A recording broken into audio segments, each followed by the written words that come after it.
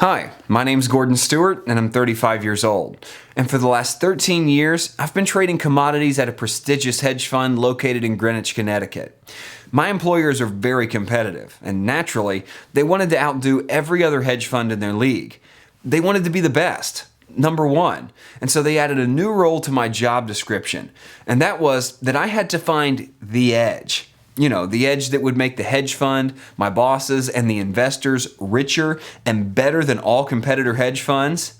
If not, our investors would go to whoever produces the biggest returns. And we didn't want that. So my employers decided this. To find the edge, I needed to travel the world finding exotic investments that could return thousands of percentages. You know, truly groundbreaking ways of making money that would crush everyone else. Needless to say, they funded my travels, and for the last 2 years, I've journeyed to South America, Central America, Russia, and Germany, and many countries all over the world in search of the single best innovative way of making money unknown to anyone else. And guess what? I found it, but not in any of the places I mentioned to you before, but in India, in a conference room, in the seat right next to me. His name was Pranav Gupta, a professor of mathematics at a renowned university in Chennai. He was 45 years old, quiet and unassuming, but his piercing eyes gave away his deep intelligence. Little did I know who he was until one of the speakers made him stand up to be recognized for predicting the exact price the Indian stock exchange would peak at a few months before, allowing investors in the gatherings to make hundreds and some even thousands of percentages in profit. I mean, they owed their wealth to this man's superior mathematic abilities, but he wasn't one for the spotlight. In fact, he was very humble in his acceptance. He sat down quickly and he waved away the cameraman who had suddenly focused in on him. Afterward, I struck up a conversation with him and I told him about my background as a commodities trader. Of course, as the conversation progressed, I realized that this man was a trading genius as well. Excited and with just a few quick messages back and forth to my bosses in Connecticut, I offered him $1 million signing bonus to become a consultant with my hedge fund. His response to that was, "Mr. Stewart, do you play chess?"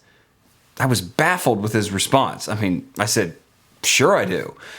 "Well, let's go back to my home after the conference and I'll reveal to you over a game of chess the most innovative way I've devised to make so much money that $1 million from your hedge fund is small fry money."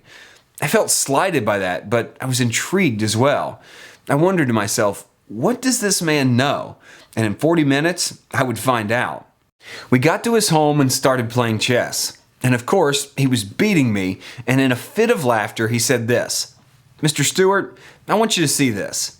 He pulled out his iPad Air and he logged into a binary trading account. And my eyes bugged out. Pranav had over $3 million sitting in there. "I used my math skills to make this kind of money," he said. "As a matter of fact, it's easy. Probably easier than what you do at the hedge fund." Looking around his house, he lived like a monk. Drab furniture, an old fridge, boring paintings. Yet this man was a multi-millionaire. As you can tell, Mr. Stewart, I'm not a flashy guy. I don't have a fancy car or a fancy home, and nothing in it's fancy either. All this money goes to helping the poor children of India and their parents. Much of the world's seen the movie Slumdog Millionaire, and it depicts what's actually true. And that's where my energy is directed, in bringing life to their talents and helping them rise from poverty. Professor Gupta, for want of a better phrase, blew my mind. I was itching with so much excitement that I couldn't sit still. I wanted to know how he did it. That was the question. The trader in me wanted to know, and he knew it. It was as if he was reading my mind. "Mr. Stewart, logically, you must want to know how I'm able to generate those returns, right?" Of course. And with that, he invited me to lean closer so he could tell me his secret.